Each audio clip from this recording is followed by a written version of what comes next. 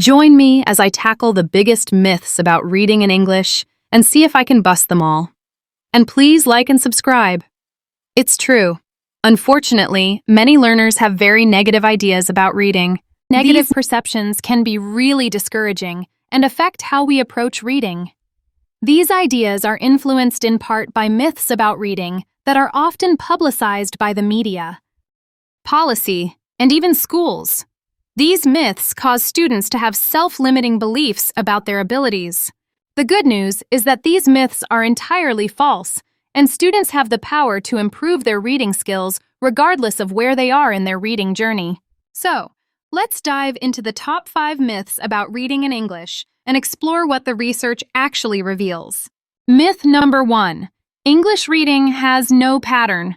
Many students and even teachers believe that English makes no sense, or that there is no pattern in English reading.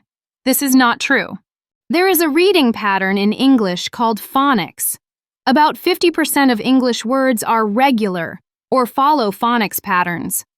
If you know the phonics patterns, you can sound out or decode many words, or read them out loud. Reading out loud beautifully is no good, though, if you cannot understand what you read. Which brings me to the second myth. Myth number 2 is that every problem is a decoding problem.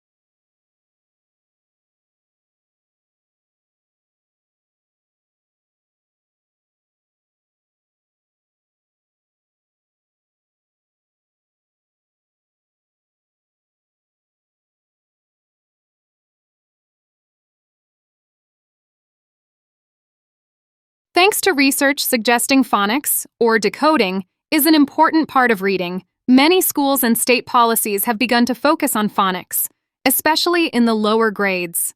Knowledge of phonics is a crucial component of learning to read effectively. It is, however, not the only thing that a person needs to read well. Many students struggle to read because they do not understand what they read, become tired, or are unfamiliar with the meaning of certain words, or have a combination of these problems. An intervention or increased instruction that only teaches decoding will do nothing to help these students and may even make them feel hopeless and defeated. Students need targeted help in what they can do. Next, let's go to another myth that often comes up when a student struggles despite a lot of instruction. Myth 3. Every reading problem is based on neurobiology or is based on a disability. Since the program began in the 1970s, more and more students in the United States have been diagnosed as having disabilities. The biggest category of disability by far is specific learning disability, which in some places is called dyslexia if it includes reading problems. This is when a student has average intelligence but struggles to learn. Research on the brain and reading is still very limited.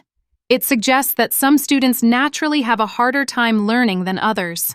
There is also a growing understanding, however, that students are often diagnosed with a disability when there are other factors contributing to the problem.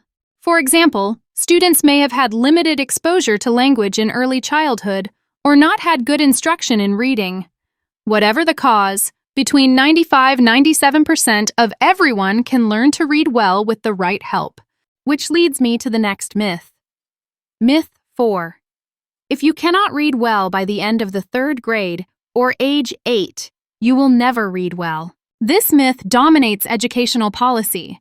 Some states even make children who do not pass the reading test in the 3rd grade repeat the year, in an effort to save their chances at being literate. The truth is, while it is easier to learn to read at a lower age, when you have more time and less of a gap with peers to fill, it is very possible to learn to read at any time. Just ask Jim Arura Henry. This retired fisherman learned to read at the age of 92 using children's books, and at 98, he wrote a book about his life. Which brings us to our last myth. Myth 5. To grow in reading, you have to read books on your grade level, or meant for people your age. Many struggling readers, their families, and even their teachers believe that to learn to read better, the student has to read very hard books, often those at grade level, or what they are expected to read at to be proficient readers based on school norms. It is a great goal to catch up to peers and is very doable, but for that to happen, students must start small. Use school data or books the student can read without help to find a good starting place. As the student gets better at reading, the books can get harder. So there you have it. The 5 biggest myths in reading. What myth and truth surprised you the most? Write about in the comments. I would love to hear from you. And in the meantime, keep learning.